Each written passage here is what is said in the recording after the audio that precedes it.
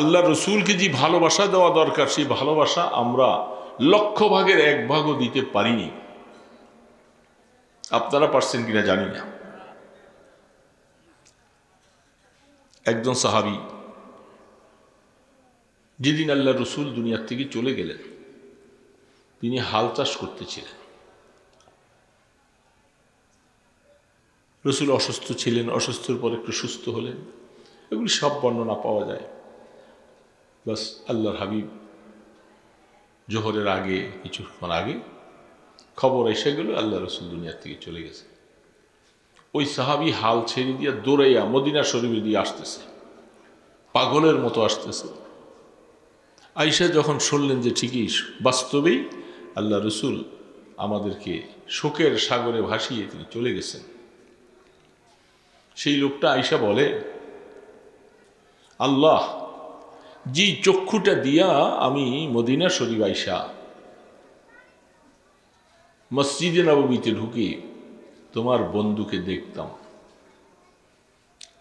তোমার বন্ধুকে আর দেখব না, আর দেখা যাবে না, তিনি কবরে চলে যাবেন। আল্লাহ, আমি এই চক্ষু দিয়া দুনিয়া দেখতে চাই না। যে চক্ষু আমি রসুলকে দেখতাম, আমি আর এই চক্ষু চাই না, যে দুনিয়া দেখার জন্য আমার চক্ষু দরকার নাই, তুমি আমার চক্ষুগুলি উঠে নিয়ে যাও। প্রেম কাকে বলে হাদিস খুলে দেখেন, আল্লাহ পাক সাথে সাথে দোয়া কবুল করেছে। তাহলে কত বড় মনের থেকে আবেগ নিয়ে বলছিল যে আমি এই চক্ষু আর দুনিয়া দেখতে চাই, তোমার বন্ধুকে আর দেখবো না, আমার এই চক্ষু দিয়ে কি লাভ। কি প্রেম আর কি অবস্থা ছিল রসুল। আমরা তো রসুলের জমানায় আসি নাই, এটা এক ভাগ্য। আমরা সেই মনে হয় ভালোবাসা দিতে পারতাম না, সেই ভালোবাসা আল্লাহর হাবিব আহা মক্কার জীবনে দোস্তরা এত চেষ্টা করলেন, কেউ ঈমান নিচ্ছে না। রহমতে দো আলম তিনি অনেক আশা নিয়ে তায়েফে গেছিলেন না দাওয়াত দিতে। তায়েফে গেছেন তো, আমার কথা বোঝা যায়? খুব অল্প সময় একটা কথা। সেইখানে যাওয়ার পরে তারাও কি করলো? কলেমা গ্রহণ। আচরণটা কি করলো তারা? খুব কঠিন আচরণ। আল্লাহ রসুলকে এত বেশি আঘাত দিল। এই যুবকদের মতো, এই বয়সী এই যুবকেরা মনে রাখো, ওই সময় একদল যুবক তারা রসুলকে আঘাত করেছে, ইট পাটকেল মারছে। আর তোমরা একদল যুবক আইসা রসুলের স্মৃতি আলোচনা হচ্ছে, সিরত আলোচনা হচ্ছে, এই মজলিসে এসে বসছো, বলো না আলহামদুলিল্লাহ। বেশ কম হয়েছে কি হয় নাই? ওরা ওই জামানার, আর আমরা 1450 বছর পরের।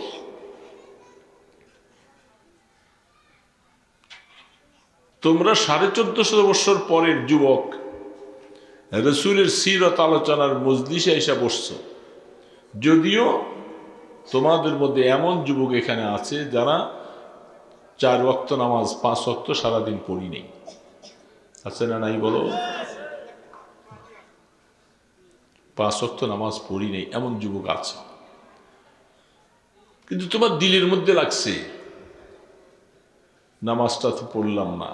যাই যে কি কোরআনের আলোচনার মজলিসে ওলামায়ে কেরাম কথা বলবেন, রসুলের কথা হবে, আল্লাহ পাকের কথা হবে, সেখানে একটু বসি। হতে পারে আল্লাহ পাকি বসার উসিলায় তোমাকে হেদায়েত দিয়ে দিবে, পারে কি পারে না? আমরা এই আশা নিয়ে আইসা বসা।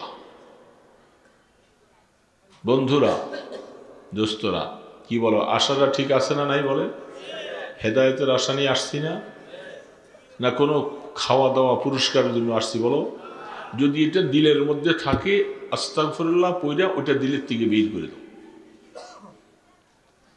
আসছি আল্লাহ পাকের কাছে হেদায়েত রুসিলায়। আমি 5 ওয়াক্ত নামাজ পড়িনি, তারপরেও কোরআনের মজলিসে এসে বসছি। মাওলা, তুমি তো ইচ্ছা করলে আমাকে হেদায়েত দিয়ে দিতে পারো, পারো না? কত বড় বড় কাফেরকে তুমি হেদায়েত দিয়ে দিছে।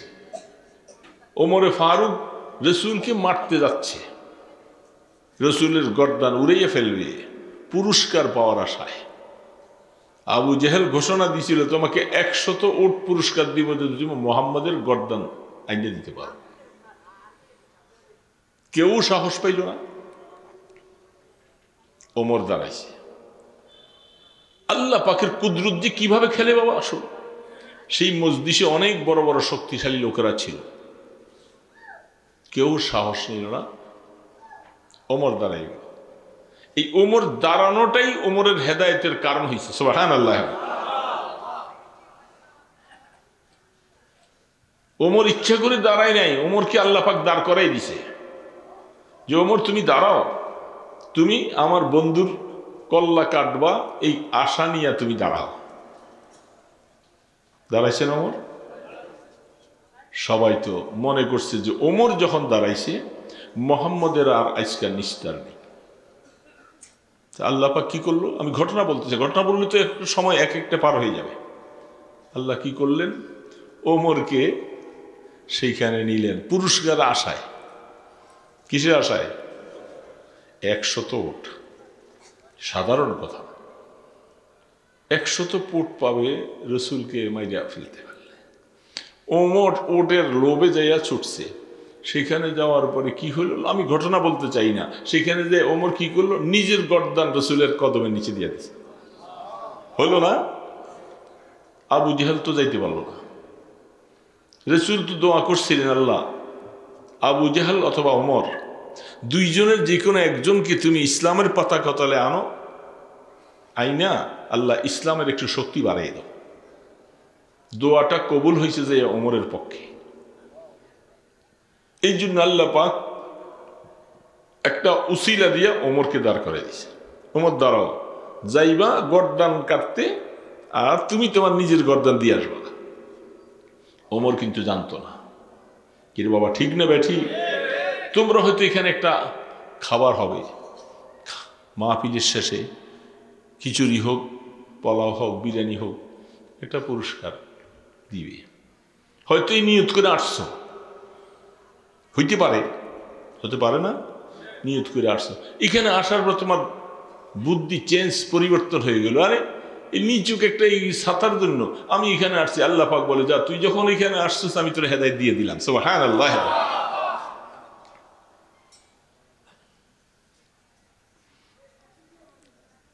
আল্লাহ সুবহানাহু ওয়া তাআলা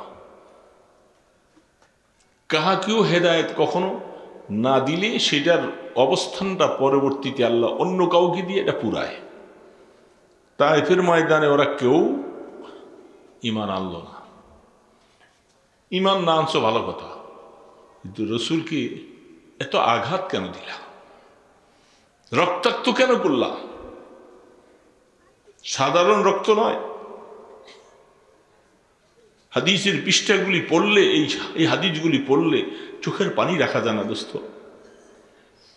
আমরা তো পড়তেও জানি না, হয়তো মাঝে মধ্যে একটু শুনি, কলিজা ফেটে যায়। এই দেহের মধ্যে, এই সোনার শরীরের মধ্যে, এই চেহারার মধ্যে ইট পাটকেলগুলি এমন মারা মারছে, শরীরটাকে ক্ষত বিক্ষত করে সমস্ত শরীর থেকে রক্ত বেয়ে বেয়ে পড়ছে। হযরত যায়েদ বিন হারেসা রাদিয়াল্লাহু তাআলা আনহু রাসূলের সাথী ছিলেন সফরে। আল্লাহ রসুল দৌড়াইতেছে, পাথরের জমিন, পাথরের মধ্যে উষ্টা খেয়ে পড়ে যায়। গরম উত্তপ্ত পাথরি জমিনের মধ্যে হযরত যায়েদ বিন হারেসা বারবার বলছে, এই তোমরা এই মানুষটাকে মাইরো না, ওনাকে কি অপরাধ, কেন মারতেছ? কথা শোনে না কেউ। আল্লাহ রসুলকে এত মারতেছে, এত আঘাত করতেছে, রসুল পড়ে যায়। যায়েদ বিন হারেসা রসুলকে ধরে উঠান, উঠে আবার দৌড়ে, আবারও মারে। এই শরীরের মধ্যে রক্ত। নিরাপদ অবস্থায় একটু যাওয়ার পরে রসুল বলেন, যায়েদ কাপড় নাও, কাপড় নিয়ে আমার রক্তগুলি মুছো, রক্তগুলি শরীর দিকে মুছতে। একটা ফোঁটা রক্ত যেন জমিনে পড়ে না, কারণ এই জমিনে আজকে তারা কলেমা গ্রহণ করে নাই। আমি ভবিষ্যৎবাণী করে দিয়ে যাই, জায়েদ তুমি হায়াতে বাঁচলে দেখবা এই জমিনটা, এখানে কলেমার বীজ বপন হবে।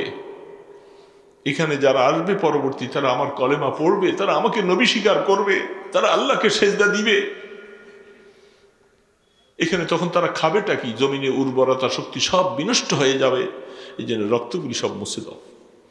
যায়েদ বিন হারেসা রহমতুল্লাহ আলম কত খেয়াল, নিজে কষ্ট পাইতেছে, রক্ত ঝরতেছে, রক্ত পড়তে দেয় নাই। যায়েদ বিন হারেসা রাদিয়াল্লাহু আনহু রক্তগুলি মুছতেছে।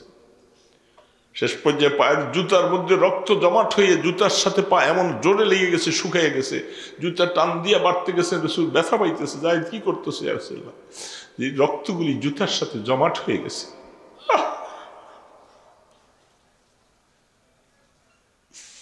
কি অপরাধ ছিল! দোস্ত, আজকে তো আমরা কলেমা পড়ছি, আমরা মজায় মজায় আছি, আমার নবীকে কষ্ট, কষ্টটাই শোনার দেহে, যেখানে মাছি বসে না, মশা বসে না, মেঘমালা যেখানে ছায়া দেয়, সেই নবীজির শরীরে রক্তাক্ত অবস্থা কিসের কারণে? আজকে আমাদেরকে আপনাকে কোরআন পৌঁছাবার জন্য, কলেমা পৌঁছাইবার জন্য, আমাদেরকে মুসলমান বানাইবার জন্য নবীজির এত কষ্ট, এত কষ্ট, এত কষ্ট পাওয়ার পরেও রাসূল একটু শান্তিতে ঘুমাবে। আল্লাহ পাক বলে না, আপনার ঘুমাইবার জন্য আমি নবী পাঠাই নাই, আপনি উঠেন, এই কষ্ট করে কম্বল ছেড়ে দেন, আপনি উম্মতকে কলেমার দাওয়াত দেন, তাদেরকে জাহান্নাম থেকে ফিরান। এরা জাহান্নামের দিকে ছুটছে পাগলের মতো, এদেরকে দূরে ফিরে আনে। রাসূলকে শান্তিতে ঘুমাইতেও দেয় নাই। দুষ্ট সেখান থেকে আসার পরে উতবা সাইবার আঙ্গুরের বাগানে একটু বিশ্রাম করতে বসছে, আর ক্লান্ত শরীর, শরীর চলে না। তারা কাফের, ওরা দূর থেকে দেখে, আরে মুহাম্মদ কোত্থেকে আসছে, ও ওইখানে মাইর খেয়ে আসছো। শত্রুরা, যার কারোর সাথে শত্রুতা থাকলে সে যদি একটু মুসিবতে পড়ে, দূরে বসে বসে হাততালি দেয়, খুব ভালো হয়েছে। এটা না অভ্যাস আমাদের দেশে, এটা ওই অভ্যাস কিন্তু মুসলমানের না। যদিও আমরা এই কাজ করে থাকি, এটা মুসলমানের অভ্যাস না। হতে পারে আপনার সাথে তার কোনো দ্বন্দ্ব, কোনো সম্পত্তি নিয়ে ভাগাভাগি, মেল দরবারে অসন্তুষ্ট, কিন্তু না, সে একটু মুসিবতে পড়ছে, তুমি হাততালি দিবা, এটা আল্লাহ রসুলের আদর্শ না। মোমেন এই কাজ করতে পারে না। সত্য তোমাদের মধ্যে সমস্যা থাকতে পারে, এটা আমাদের দেশে এই অবস্থা আছে, আছে না রে? নাই বাবা বলো? দূরে বসে বসে খুব বাহবা মারে, হাততালি দেয়, কাম হয়েছে। এই অভ্যাস তৈরি কাফেরদের। দয়াল নবীকে রক্তাক্ত অবস্থা বসে দেখে উতবা সাইবা ওই আঙ্গুরের বাগানে দেখতেছে মোহাম্মদ মাইর খাইয়ে আসছে, ভিতরে ভিতরে খুব খুশি। আমাদের বাপ দাদার ধর্ম মধ্যে কালিমা লাগাইয়া তুমি নতুন ধর্মের আবিষ্কারক হইছ, গেছিলে তায়েফের ময়দানে, সেখানে তোমার দিশে শাস্তি কইয়া তারা খুব খুশি,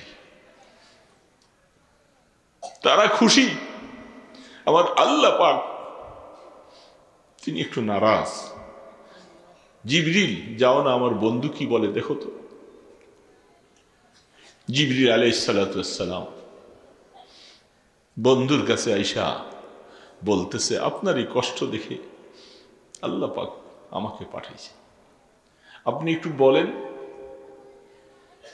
কি করা দরকার। তায়েফের যে দুইটা পাহাড় আছে, আমি পাহাড় দুইটাকে এমনি চাপা দিয়া দিই। ক্ষমতা আছে না নাই? জিবরিল আলাইহিস সালাতু ওয়াস সালামের এই ক্ষমতা আছে, এটা কোনো ব্যাপারই না। দুইটা পাহাড়কে চাপা দিয়া দিই, জম্মের মতো শিক্ষা দিয়া দিই, বাস। আর আমার বন্ধুর সাথে তো ব্যাপারই। আল্লাহ পাক দেখেন পরীক্ষার জন্য জিবরিলকে পাঠাইছে। জিবরিল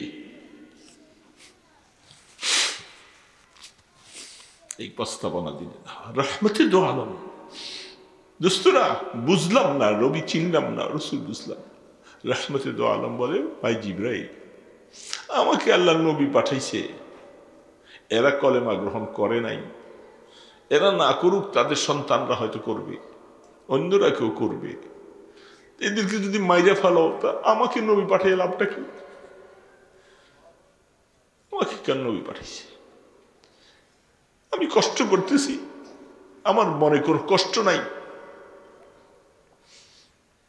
রসুল সেখানে যাইয়া একটু ছায়ার মধ্যে বৈশা দোয়া করতেছে। হাদিসের মধ্যে লম্বা আসছে, আল্লাহুম্মা আশকু বাসি ওয়া হুজনি ইলাল্লাহ। সারা বিশ্ববাসীকে তাক লাগাইয়া দিচ্ছেন রহমতে দো আলম। এত কষ্ট, এত নির্যাতিত, রক্তক্ষরণের পরে এই সময় রসুল কতই না বদদোয়া, কতই না কথা বলতে পারতেন, তোমরা হালাক হয়ে যাও, ধ্বংস হয়ে যাও,